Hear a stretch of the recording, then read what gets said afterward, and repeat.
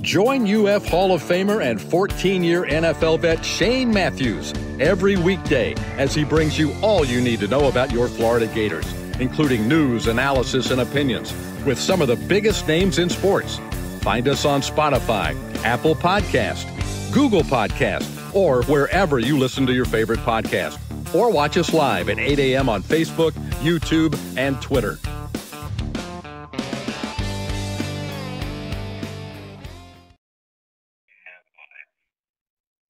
Good morning. It's a Thursday edition of PodUp with Matthews in the Morning, coming to you live from the International Diamond Center Studios. Fine jewelry, watches, and much more. It's family owned and operated with the largest selection of natural diamond jewelry. You can find them right there in Celebration Point.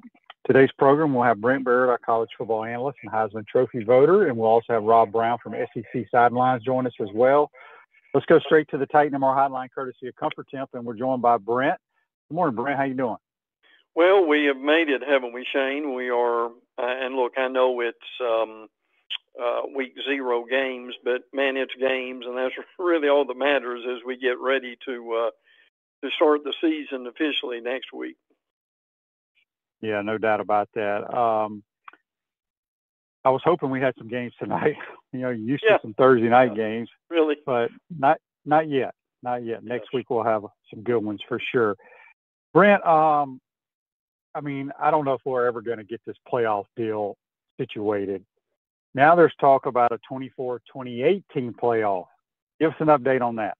Well, the Big Ten is the one who is trying to get, or they're at least talking about it. Now, there's nothing that is done with this right now. It's a lot of talk. I kind of wonder if they are basically shooting for the moon to make the mountains here. Meaning instead of a 24-28 team playoff, which is kind of what they've been talking about. Now, there's nothing official about that. There's been nothing voted on about this. This is just an idea that they are looking at. Right now, we are at 12. There's thoughts that we'll go to 16. Then there's been stories about the Big Ten wanting anywhere from 28 to 24 team brackets. So now, what would this mean? A 24 team field would have 8 byes, 2 rounds of home games. First round games could be organized to emphasize matchups in different conferences. The main thing is that nothing's been decided yet.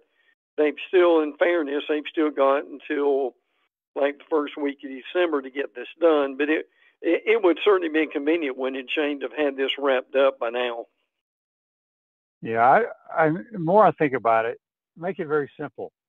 If you want a lot of teams, just do what FCS does. It's been working for years. It has. That's a good point. Yeah. Absolutely. Yeah, I don't know why they make this so damn complicated. Really. Also, Big Coach O thinks he's coming back to coaching. Yeah, this has kind of made the rounds over the last few days. Ed Orgeron, considering a return of coaching, he has had a 4-year retirement. His quote was, "I think it's time. I'm getting the itch again." Now, look, you've got to look at O in a couple of ways. One was the last couple of years were not very good.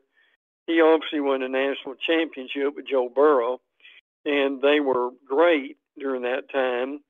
So, I mean, I don't think he would start at a major Division I school if he wanted to come back. I think he might end up working his way back up. So, but his name is in the news because he is considering that, but nothing really going on at this point with O.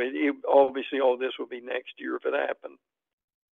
I'm going to go out on a limb and say he's going to end up in Oxford, Mississippi. Interesting. Well, because I mean, I feel like Lane's hired him everywhere he's been. Yeah, well, that's true. Yeah. Yeah. I did not realize this, but you know, we're adding new teams every year to FBS. They take that step up. And we got two new teams this year. Yeah. Missouri State and Delaware are new this year. We actually have 136 teams in Division I now. You kind of wonder where in the world this has come from, but that is what's happened. So that's kind of what we've got, and it continues to grow. Now, again, remember, if you get in and start playing football, you've got a few years you've got to go through to prove yourself. But the numbers continue to grow. We'll see if the Big Two, the Big Ten, and the SEC one day break off. But right now, everybody's still at least a loosely part of the NCAA. Brent, as you mentioned, we got games starting Saturday. I guess the big one of the weekend is K-State, Iowa State over in Ireland. I think we talked about this last week. Any idea why these two teams are playing over there? Well, I mean, we've had a game in Ireland for the last several years, so I think that has something to do with it, frankly. So, and, we've had some pretty good games. I mean, last year we had FSU, obviously, and Georgia Tech. Now, this year for week 0, we've got Fresno State and Kansas, Stanford and Hawaii, Idaho State and UNLV, and Sam Houston at Western Kentucky. Now, look, I understand those aren't barn burners necessarily, but you get to see Kansas, who's going to be pretty good. Stanford may not be very good at all, frankly. UNLV's with Dan Mullen, so that'll give folks a chance to see him. Obviously, next week's games are much better, and this is kind of just to get it going, frankly. But it's still football, so we'll watch some of it. Absolutely. Andy's question on Facebook Live brought to you by Mel Law. Big Dez is still at an unhealthy weight. How much better are the nutritionists and conditioning folks in Tampa Bay versus the Gators? I personally think if you're at a major university, your doctors, trainers, nutritionists are just as good as any of them in the NFL, because a lot of times those colleges go to the NFL. Some NFL comes down to college. Look, this is always going to be an issue for Desmond. I don't think he'll ever play in the NFL personally. I just don't think it will happen. That could be wrong. It could be wrong. Brent, we talked about the games this week. November 1st is we'll talk about week 1 as well, but November 1st has some pretty damn good football games.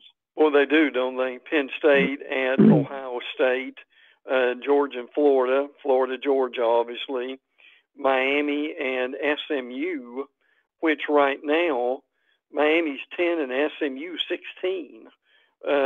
South Carolina, Ole Miss. South Carolina's 13, Ole Miss is 15. Oklahoma and Tennessee. Oklahoma is not ranked, but they very well could be by then. Very intriguing game with Arizona State at Iowa State. Texas Tech at Kansas State.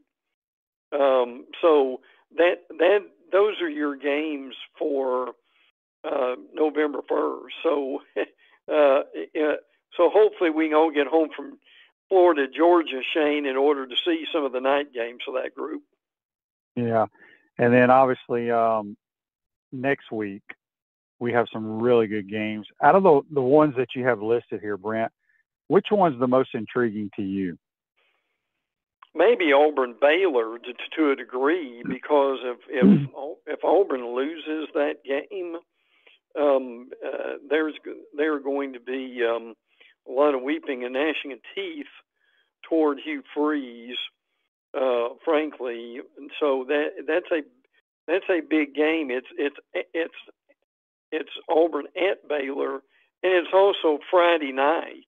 I don't like that because of the high schools, but everybody can get in and watch that game. So that's going to be a fascinating game too. Now, obviously, your big games are number 1 Texas and number 2 Ohio State. Texas is number one, but Ohio State's favored. Julian Sang, who used to be at Alabama, is a quarterback now at Ohio State. You've got Alabama at Florida State. The other really big game is LSU at Clemson. This is a game LSU really needs to win. They have lost like every opener in this decade so far, and to give them credit, they played some good teams. Virginia Tech, South Carolina. Now Notre Dame, Miami is on Sunday night. Now that basically with little or no competition. So that's going to be a real fun game to watch. TCU at North Carolina, Bill Belichick's grand opener, shall we say. So you're right, Shane. It's going to be a great weekend next weekend. Starts on Thursday and goes through Monday. Yeah, it's when you look at that LSU Clemson game, and I know people have been talking about it nonstop all summer long. It's huge for LSU, but I don't think Clemson can afford to lose to LSU to have. I mean, in today's world, they can still make the playoffs, but their conference schedule is so bad, right? Yeah. I mean, I don't know who all they play. I mean, they may play Miami, but I don't think they play Georgia Tech this year. So basically, when you look at their schedule, it's LSU and South Carolina. Those are the two big games. Whereas if LSU were to lose this, they got a lot of highly ranked teams that they're going to play the rest of the year that they could get back in the mix. So a lot of storylines coming out of that game for sure. Brent, what's going on with UCLA? Is Nico going to be their quarterback? No. Well, I'm sorry. Yes, he is. There was some talk earlier about someone else being their quarterback, but I mean, everything that I've read and seen is talking about Nico being their quarterback. Now they basically start with Utah, which is always a good football team. Now I think Deshaun Foster would do a good job with them, and they will be better. But again, Nico's got a lot to prove himself, frankly, where that's going. So that will certainly be a good game to watch, and it will be very interesting to follow Nico's improvement, hopefully at UCLA after leaving Tennessee. Yeah, it's going to be interesting. I don't see him being any different at UCLA than he was at. I think he was better coached at Tennessee than he will be at UCLA. Yes. And I still don't think he's very good. The Pouncey twins, Mike and Marquise, invite you to try the mango martinis at Spurrier's Gridiron Grill, handcrafted with their J.F. Hayden liqueurs. Try those flavors and find your favorite at shopjfhaydens.com. We got Brent Beaird here on the Titan Number Hotline, courtesy of Comfort. Let's start. Alabama's going to be without their star running back, Jam Miller. How long is he out?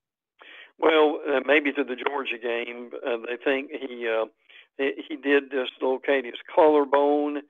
They said that he doesn't need surgery. The doctors say that he will have a pretty fast recovery time, and he says he'll be back soon. So they played Georgia the last weekend of September, so they think he'll be back. So in the meantime, who is going to replace him, shall we say? Richard Young is a possibility. He's played time. He's 5'11", 212. Daniel Hill is 6'1", 244. Obviously more of a fullback type. Trey Washington, Kevin Riley, A.K. Deere is a freshman. They really like what he is able to do. So at this point, we don't know. That's going to be interesting, but I'm guessing they may end up playing like two or three guys, particularly in the opener at Florida State. The Arkansas Razorbacks have this new field rush policy that's somewhat silly to me. Can you tell us about this? Yeah. After the game ends, 3 minutes will be placed on the video boards, and when the time runs out, fans will be allowed down to the field to celebrate. If they rush before then, it's a $500,000 fine by the SEC. So, yeah, that would be some motivation from the administration keep people off the field, but can you? I mean, I'm with you, Shane. It sounds silly, but I think what you're seeing is the conference is getting concerned about people rushing the field. Now they do play Notre Dame at home on September 27th. They've got Auburn, they've got Missouri. So frankly, when you look at Arkansas' schedule, I mean, a lot of the better games, they're at Ole Miss, they're at Tennessee, they're at LSU, and they're at Texas. So, and I can guarantee you, if they had Texas at home and won that game, Shane, you and I both know the students pay that fine themselves just to rush the field. Yeah. I just think it's funny that they implemented this. I don't see them rushing the field any of those games at all. I was looking at some of these texts and comments. We'll get to those shortly here. Auburn Tigers. A couple things there. They're going to have a new statue, or no, they're going to be retiring a jersey. Yeah. And our good old buddy Jimmy from Yellowwood is going to have his company name on the field. Yes. 2 or 3 things here for Auburn. Number one, they're going to retire Cam Newton's jersey prior to the Georgia game. Now, Auburn has retired Pat Sullivan's, Terry Beasley's, and Bo Jackson's jersey. So they've been quite selective in who they will retire. Cam Newton will be the next one. The other thing going on, 2 other things, as Shane mentioned, would be the Yellowwood is Auburn's major sponsor, and they're going to put a Yellowwood corporate sponsor advertisement on the field. I mean, this is what we're going to see from here on. The other big thing that's caused a lot of interest is Auburn this week has decided to claim 4 more college football national championships. 1910, 1914, 1958, in the 58 situation got them on probation, and 2004. So their total reaches 9. Is what they're saying. So people have lauded and applauded this, and people made fun of it. So it's a mixture of both. Yeah, I have Rob Browne, who's an Auburn grad and works for SEC Sidelines. I'm going to ask him his thoughts on this, because I always thought the Auburn base always poked fun at Alabama for kind of claiming much of them back in the day, and now they're doing their own. So I don't know how I feel about this. It's kind of bizarre, quite honestly. What's going on with the Gators, Brent? Well, game less than a couple of weeks away. I know Bill Cawley and ESPN has got some rankings out.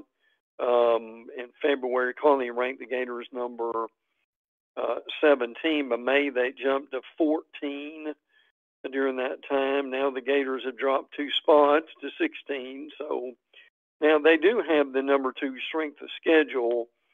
Oklahoma's number 1.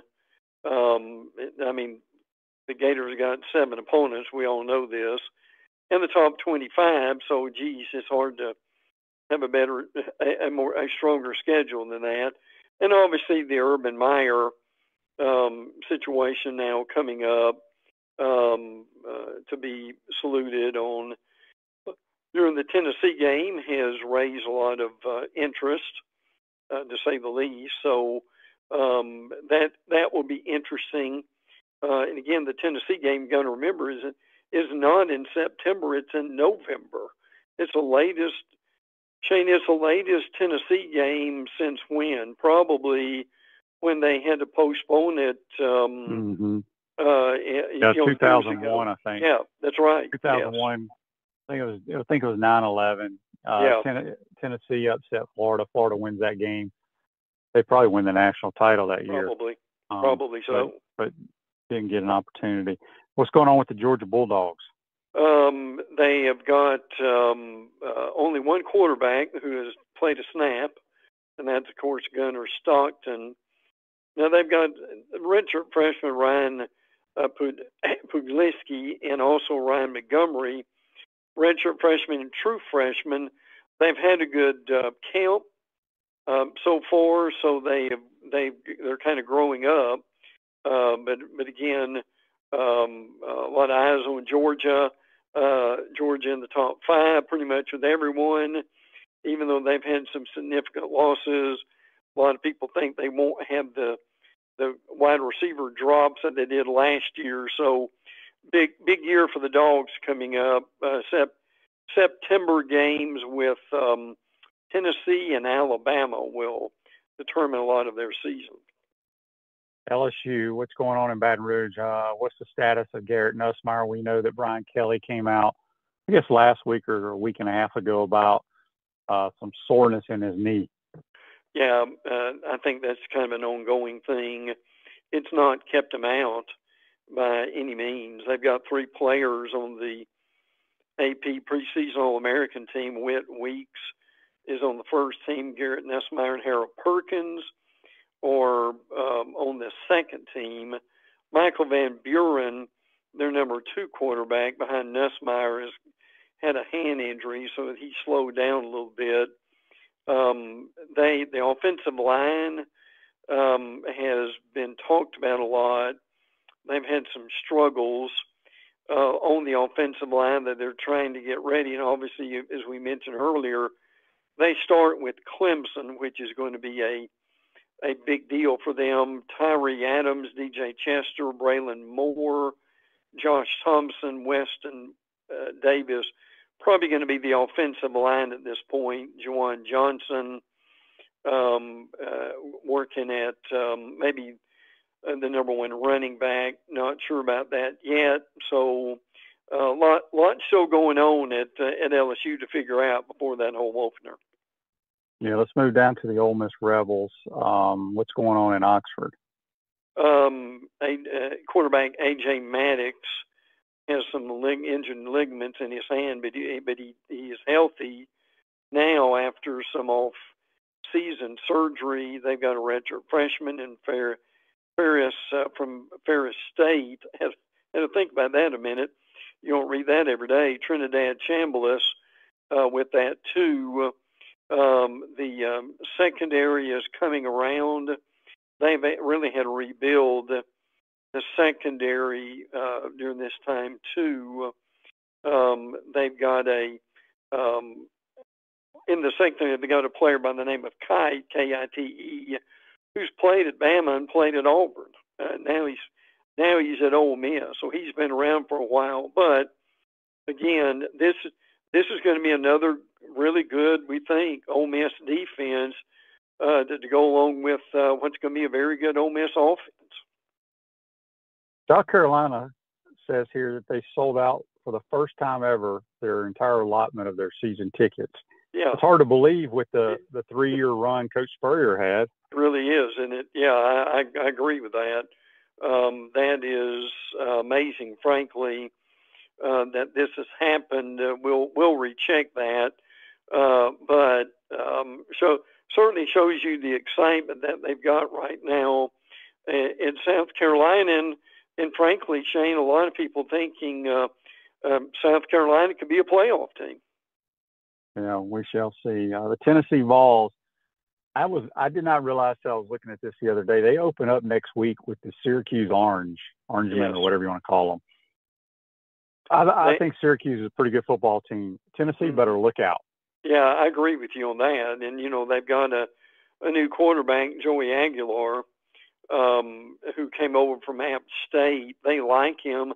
I mean, Aguilar, to his credit, has already thrown for 6,000 yards. So it's not like he has never played. He certainly has. But yet, look, playing at App State's one thing, playing at Tennessee is another. Aguilar 6'3", 225, by the way, too. They're very deep at running back, by the way. Deshaun Bishop, Peyton Lewis, Duke transfer Star Thomas. How about that for a name, Shane? They're on the backfield. So, and there were some charges against Chris Brazel, one of their better receivers, maybe their best receiver. Charge of driving with suspended license was dismissed. So, nothing holding Brazel back at this point. Top returning receiver, 29 catches for 333 yards. What's going on with the semis? They're going to be opening up their new and improved stadium against the Crimson Tide. I understand the stadium looks tremendous, so that will be very interesting to see. They've got a new playing surface. I think that is going in either this week or is just kind of wrapped up, frankly. So that's going to be very interesting to see how it looks. And again, that this is obviously a big game for them. Thomas Castellanos, their quarterback, who came over from Boston College, has kind of been shooting his mouth off all summer long. He recently said that Florida State's defense is the toughest defense that he will face all year. So I'm sure that quote's up in the Alabama locker room somewhere, Shane. Yeah, it is. Miami also opens up week one with a tough opponent in Notre Dame. Any word out of Coral Gables? Yeah, I mean they're having a pretty good preseason. Really interesting matchup with Notre Dame. I mean, there are a lot of people who think Notre Dame, and probably deservingly so, has a better roster between the two. Frankly, now Miami may have the advantage more at quarterback than anything else. So that's going to be a really fascinating game in a lot of ways. I mean, the game's at Miami, so they should have a great crowd for the game, hopefully. But it's a tough opener for the Canes.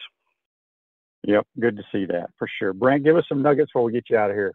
Yep, always glad to be able to do that at Oklahoma, kicking off next week. Now, what we understand is, haven't heard any more on the John Mateer situation, the quarterback. They had a little bit of a lot of an unwanted distraction earlier in the week about maybe some gambling allegations with Mateer. Nothing else has come up with that. He has denied anything going on with that. So we will see. Missouri is still trying to find a quarterback. Bo Pribula or Sam Horn will probably play, we understand, the opener against Central Arkansas. So I think that's going to be interesting to kind of see where that ends up going to. So, Shane, we got some games on Saturday, my friend, and this time next week we'll be talking about season opening games. It's wonderful to think that it's virtually here. Yes, indeed. Brent, appreciate your time. We'll talk to you next week, my man. Good. Enjoyed it, brother. Take care. That's Brent Beaird. Join us on the Titan More Highline courtesy of Comfort Temp. Quick timeout. Come back. We'll be joined by Rob Browne from SEC Sidelines. You're watching and listening to PodUp with Matthews in the morning from the International Diamond Center Studios. We'll be right back. Our premium sponsors are Campus USA Credit Union, International Diamond Center, Meldon Law, QC Kinetics, Dave & Buster's, UF Health Orthopedics and Sports Medicine Institute, JF Hayden Craft Liqueurs, Florida Cracker Kitchen, Los Linderos Tequila. Gridiron sponsors are Baker Sporting Goods, Comfort Temp, Electronics World, Florida Victorious, Gallo Car Wash, Miapa Latin Cafe, Peachland Dental, Quality Plumbing, Ruse Ogre State Farm, Silverback Concrete, 84 Lumber, Big Mills Cheesesteak, Celebrate Primary Care, Dowling Signs, Gator Bait Media, Gator Dominoes, Ironwood Golf Course, Okido America, Tropical Smoothie Cafe, UF Bookstores, Nest and Wow, MG&A Wealth Management. Watch and listen to us live on Facebook and YouTube. Listen to the podcast whenever on Apple or Google Podcasts, Spotify, or wherever you listen to your favorite podcast. Remember to like, follow, and subscribe so you don't miss an episode. To become a sponsor, call my man Freddie at 352-284-3733. Hi there, this is Coach Steve Spurrier, and I want to let you know that by popular demand, Spurrier's Gridiron Grill's delicious brunch is now served in a premium buffet. You have spoken, we have listened, and we're now serving Gainesville's only elevated buffet, complete with an omelet station, ginger sage chicken sausage, shredded short rib, and of course our chicken and waffles. Plus, you can enjoy bottomless mimosas and Bloody Marys. So join us every Saturday and Sunday from 11 to 3 for the best brunch in town.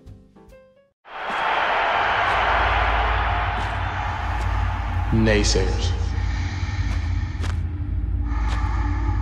Setbacks. Injuries. Life throws a lot of hurdles your way. The key is just keep jumping them.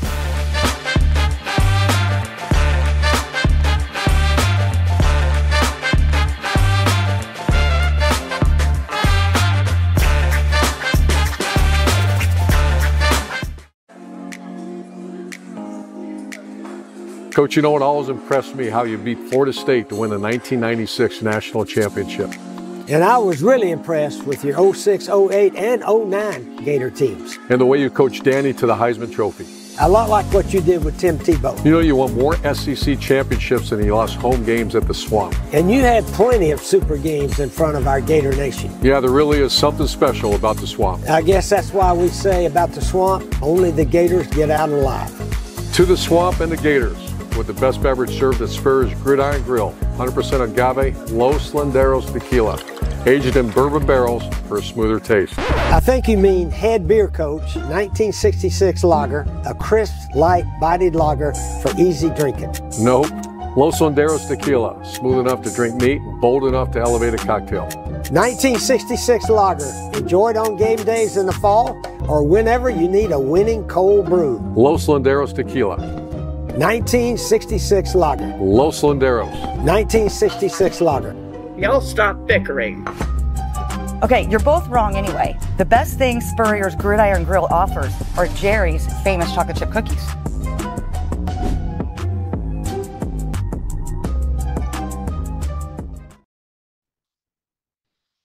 Welcome back to the International Diamond Center studios. There are many car washes in Gainesville, but only one Gallo Car Wash. It's locally owned by a UF alum and the only car wash that provides NIL opportunities to Gator athletes. Locations on Northwest 13th Street and Southwest Williamston Road, and coming soon to Jonesville. That's Gallo Car Wash. Back to the Titan No More Hotline, courtesy of Comfort 10. We're joined by Rob Browne from SEC Sidelines. Good morning, Rob. How you doing? Doing great. Glad to be on here with you, Shane. Yep. All right. Before we jump into it, you being an Auburn grad, I got to ask you this. Y'all are now the 9-time national champs. Give me your thoughts on that, because I was talking to Brent Beaird a few minutes ago. He's an Alabama grad, right? And yeah. I feel like my entire lifetime, people have always kind of made fun of Alabama for claiming some of their national titles back in the day. Yeah. And I felt like Auburn guys kind of took jabs at Alabama for that, and now y'all are claiming national titles. Just give me your thoughts on how you feel about it. Well, and I've talked to people in the athletic department at Auburn. One conversation I remember was October of 2013, a season that Auburn ended up playing and losing to Florida State for the national championship. And I said, Auburn could claim 9 or 10 titles, or recognize them at least. And it got down to, well, I know you're right, but we don't want to look like Alabama. And I said, well, what? The greatest branding program of all time. But that was the thing. So you look at Alabama, there's several, they claim 18, they could probably claim 27. And I think Auburn was saying, well, we get into a numbers game, they're going to go, we got 18, you got 9. Well, when recruits are going to other places, Georgia Tech, Tennessee, even Ole Miss, they've got 3 and Tennessee's got 6 and A&M claims 3, although they added 2 in the summer of 2012 before they played their first game in the SEC. Well, Auburn just said, we're going to recognize them. They didn't make a big deal out of it, and said, we're just going to recognize them. We're not going to have a press conference or anything. I think I'm okay with it. I think they should have done it a long time ago, because these teams, you can poke holes in every one of them, and the people will do that. But it's college football, and it's messy, and that is what makes people talk. It creates a lot of conversation and all. But I think once the games start, just go win another one. And Jay Jacobs made the mistake in 2013 of putting it out for public debate. And the message boards were crashed, I'm sure, by fans of Auburn's rivals saying, oh, don't do it. Don't do it. Bama 1941 is all you got to say is they were 9-2, number 20 in the final AP poll, lost to Mississippi State 14-0 and Vanderbilt 7-0, and 32 services gave it to Minnesota. And ironically, a friend of mine goes to a lot of games around the country, sent me a text yesterday. Minnesota has 6 or 7 national championships listed inside the stadium. The signage is everywhere. So I think Auburn's just said, you know what? We got to quit being so conservative. Let's go ahead and do it. And I'm sure they'll sell a lot of shirts and hoodies and pennants. Yeah, they will. There's no question about that. All right. Speaking of this year's squad, they open up at Baylor. I think that's next Friday night. Yeah. I saw a comment, and I think it was taken out of context about how somebody calls plays on first down, somebody calls plays on second down, somebody calls plays on third down. Yeah. That was taken out of context, right? Absolutely. I mean, Ronnie Sanders, who's on our Wednesday show with Auburn Undercover, it's called Die Hard. Ronnie said when he was, in GA and had the headsets on working for Terry Bowden, Nick Saban, a lot of different coaches. Ron Zook at Florida, he was there. He said at Auburn with Terry Bowden, you had, Rick Trickett was going to weigh in on running plays, and the receiver coach was going to have something to say, but ultimate say was the head coach, Terry Bowden. I think it's a slow news day, and you can tell people are hot and bored. Again, you've forgotten more than I know 100 times. I mean, your career, outstanding. You understand the quarterback position like very few people do. You were mentored by the greatest quarterback head coach, maybe in the SEC, because I remember those 3 years you were there. You tell us, I mean, because what we're hearing from different people is there's a lot of back and forth, but the head coach is ultimately going to have the final say. And it was just a slow news day. That's all I think. Yeah, it's I've told people this because they all complained about play calling here and there. It's a collective effort. Everybody's in the meetings together, putting the plan together, and during the course of a game, whoever the actual play caller is may say, talk to the O-line coach, give me your best run right now. Yeah. Or, talk to the receiver coach, hey, it's 3rd and 7. What do you like best here? And that's how it happens on every team in America at every level. Yeah. Quarterback situation. I feel like Auburn is kind of a sleeper in my opinion because I love their receivers. I think their receiving core could be, if not the best, one of the best in America. Jackson Arnold comes over. He was highly recruited, an Elite 11 guy, did not perform well at Oklahoma for whatever reason. But I feel like, and I know nothing about this, I feel like the Deuce Knight guy is going to end up being the quarterback. He's a true freshman from the state of Mississippi, if I'm not mistaken. Yeah. Your thoughts on the quarterback situation at Auburn? Well, you look at Jackson Arnold coming out of Texas. He was 10 years old. He lived in Sewanee, right north of Atlanta where the Falcons train. They moved out to Dallas, Fort Worth, what they call the Metroplex. He came out of high school, number 4 quarterback in the country, number 10 overall player, signs with Oklahoma. At the time, that was the highest rated recruit ever signed in Oklahoma history for an offensive player. He gets there. Wow. It's a meltdown. You look, your offensive line's gone. Your top 5 or 6 receivers are gone for most of the year, if not all of it. And it was just a nightmare. And then Michael Hawkins, comes in against Tennessee September 21st at halftime, loses his job. But at the end, don't forget, they beat Alabama 24-3, and Jackson Arnold had about 108 yards. Here's what I did find out at Media Days. I did talk to someone whose son trains with Jackson Arnold, and Jackson has been training in Dallas. I think it's Jeff Christensen, Shane, who is Patrick Mahomes' quarterback coach and trainer, for what that's worth. But just, the quarterback position so well. And, Steve Spurrier, people will say, and this because you played for him for 3 years, is 3 or 4 plays ahead of most every coach out there. Kind of like they say Tom Landry was in the NFL. So I think Jackson Arnold has got better receivers now.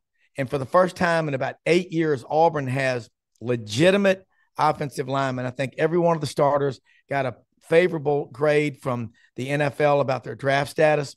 So that being said, Cam Coleman, Perry Thompson, Bryce Kane, and then, Singleton, the guy from Georgia Tech, which nobody understands because Georgia Tech's going to be pretty good this year. But I think Jackson will do well, and he's really good at running the ball. Again, Shane, you've seen it. You lived it in practice. If people had a camera every minute of every practice, you wouldn't be able to put it out in the public airwaves because of the language. I mean, that's just the way it is. Just you don't put cameras on drill instructors at Paris Island. We got a glimpse of it with Sergeant Hartman in Full Metal Jacket. That ought to be enough. But I think Jackson Arnold will do well. But I think what I hear, Deuce Knights from Lucedale, Mississippi, George County. I knew he was going to Auburn. Actually, I saw him outside the locker room with my friend that runs the collective at Auburn after the A&M game. I knew he was coming to Auburn. Ole Miss liked him, but he's a talented kid, and I like the guy Ashton Daniels from Stanford, who started 21 games out there from Beaufort, Georgia. He'll be a good voice in the locker room. Shane, I'm going to ask you this. Confidence, the most important 6 inches on the field, it's got to be between your ears. If you were coaching Jackson Arnold after what he went through last year, what would you say to him? Because I consider you a de facto coach with your knowledge. I've followed you a long time. Well, the biggest thing is I don't know. I know nothing about Jackson Arnold because I've ever been in a meeting. I've seen him just play. I don't know what his football IQ is like. Yeah. Does he understand what Hugh Freeze is trying to do? I would say, we know he's talented. He's one of those combine type guys that looks good on air. You got to give him some easy throws, some easy completions, some stuff that he understands to get his confidence back because you could tell it was shot at Oklahoma. Mm-hmm. So I think it's going to be interesting because I do think Hugh Freeze is a really good offensive play caller. And I think they were so bad last year offensively, they can't be any worse. And I think Jackson Arnold is going to be a huge addition. If not, as you said, the kid that transferred from Stanford and obviously the talented freshman from Mississippi. I think Auburn's going to be a team that can upset some folks this year. We got a question for you, Rob, here on Facebook Live, brought to you by Metal Law. Andy asks, how many games does Hugh Freeze need to win this season to keep his job? As expensive as it is to fire a coach, I think the eight's the minimum. He's got to win at least that. And Auburn fans are going to say, you better beat Georgia or Alabama or both of them. You had them on the hooks 2 years ago. Finish the deal. But it's going to be, you got to have a great start to do that. But eight's the number I'm thinking. Let's switch gears, Rob. Some of the games next week, some big games. How important is this LSU game, in your opinion, to Brian Kelly? I think it's really important. For Brian Kelly, I should say. Yeah, and it's the battle for the real Death Valley. By the way, we have Will Vandervoort from Clemson Insider on the show a lot. 1959 is when LSU started calling it Death Valley. Clemson started calling it Death Valley. I think Frank Howard was coaching there in 1939. So it's going to be a huge game. LSU's lost 5 in a row. Last year, Pro Football Focus, what they have, Shane, LSU's offensive line, 2 of their tackles they thought were top 10 picks. Well, I remember Florida tore up 6 or 7 sacks in that game. I'm not a believer in what Brian Kelly does at LSU. You're going to Clemson and you're playing a team. Their 2 best defensive players, TJ Bryant, defensive end out of Phoenix City, Alabama Central High School, and Peter Woods out of Thompson High School in Alabaster. They've got a lot of guys that have been there for 2, 3, and 4 years. Very similar to what Billy Napier's saying about Florida. So the culture and those guys trusting one another is going to be good. I think I got Clemson to win that game. Cade Klubnik, and as a quarterback, I'm going to throw this back to you because when I'm on here with you, I'm going to ask you questions because I don't want to ever step out of my bounds. A quarterback like Cade Klubnik has a lot of starts. And I think the snaps are going to be, look what he did on the road at Texas last year with no running game. They've got a better running game this year, and the offensive line for Clemson, I think, is better. I got Clemson winning that game. And if LSU loses, they still could finish 10-2 and make the playoffs. because name recognition. And we're going to have on my morning show this morning at 9:30 Eastern, Rich Clark, the chairman of the College Football Playoff Committee. And we're going to ask him, if you got any questions for me to ask Shane, text them, because I'm going to ask them. Yeah, but I think you got great quarterbacks playing in this game with LSU and Clemson. I think Klubnik, he's been in that program a long time. He was another highly acclaimed kid coming out of high school, gotten better every year. It's going to be a hell of a game. I think it's a more important game for Clemson, as I stated earlier with Brent Beaird, because they're in the ACC. LSU's going to have plenty of opportunities to get back in the hunt if they were to lose it.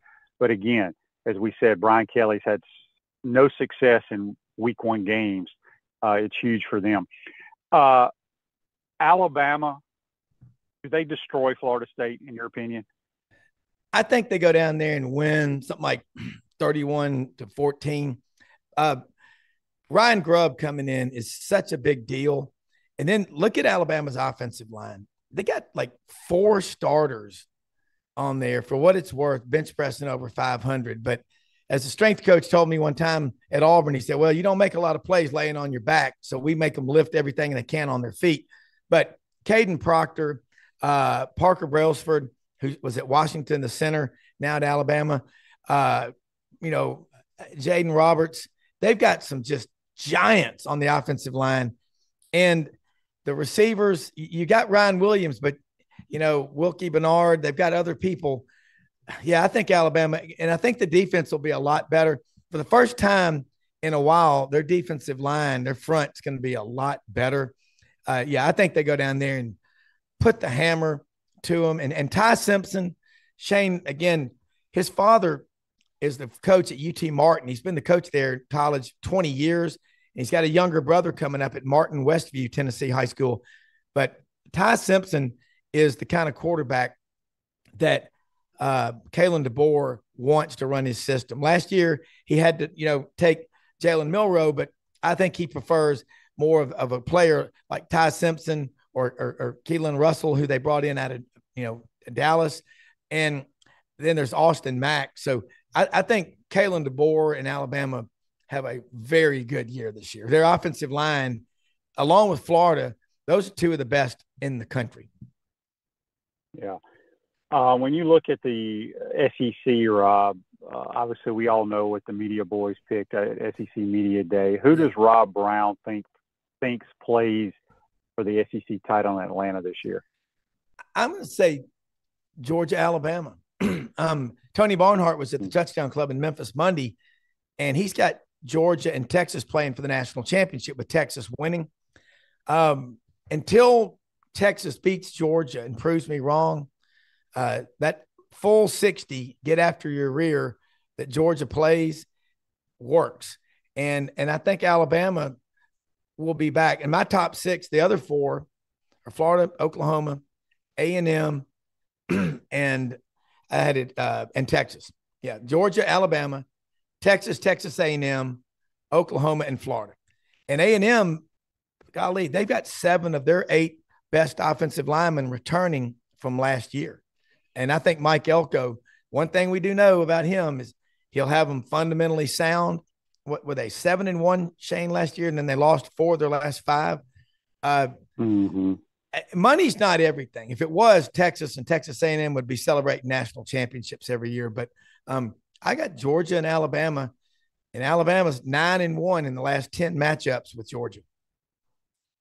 All right, before we get you out here, Baron71 on YouTube, brought to you by Quality Plumbing, says, what's Rob's thoughts on Kalen DeBoer? Does he feel he is the guy who will keep Bama as a major contender, or does he think Auburn will be able to close the gap on him?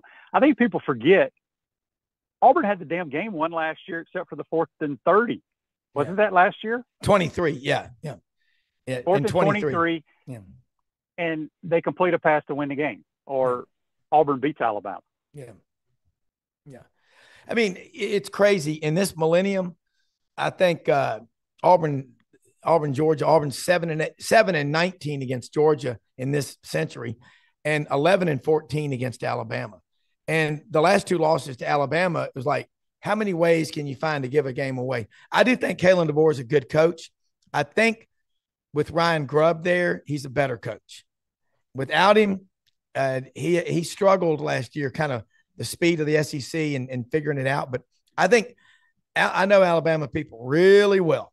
They will do anything to keep that program on top. And they do not like the talk of, is Texas the new Alabama? A lot of people are pushing that. Well, I'll put that one to rest right now. Not even close. You go win a bunch of national championships and then we'll talk. But since 1970, with 30 million people in the state of Texas and all that money, that oil money coming out of the ground, 4.2 million barrels a day from the Permian Basin, 2/3 of that goes to Texas, 1/3 of that goes to A&M.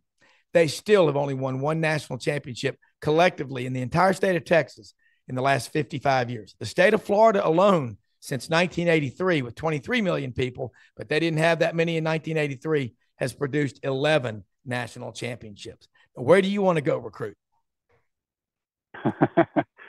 That's a good stat right there. Rob, let everybody know how they can listen to you, follow you on Twitter. Hey, we've got our show Monday through Friday, 9 to 10 a.m. Eastern, SEC Sidelines Sports Network, executive producer Brendan Martin on with us. And you can catch us. We got 8 shows on the channel, SEC Sidelines Sports Network. It's hosted on YouTube, and then it's at @sidelines_live. That's our new Twitter handle. But we're on Facebook, YouTube, and Brendan's putting out content. We are all the time. And man, Shane, it's you're a quarterback clinic. I mean, I would say one more question before I go. If you were a coach talking to Jackson Arnold in 15 seconds, what would you say to him before he runs out on the field against Baylor? I'd say go have fun. Let's throw a bunch of completions. That's kind of what Coach Spurrier said. Let's go throw for a bunch of yards and have some fun. And that's what I tell Jackson Arnold. You can't get any better than that. Thanks for letting me come on. I'll come on anytime and get you on our show soon if you're available. Absolutely. Appreciate it, Rob. That's Rob Browne from SEC Sidelines. Join us on the Titan & More Hotline courtesy of Comfort Temp. Florida victorious, proud NIL partner of the Florida Gators. Join today to help make Florida victorious. Appreciate everybody chiming it in. Again, thanks for Rob Browne and Brent Beaird for joining our program. We'll be here tomorrow, folks. Take care.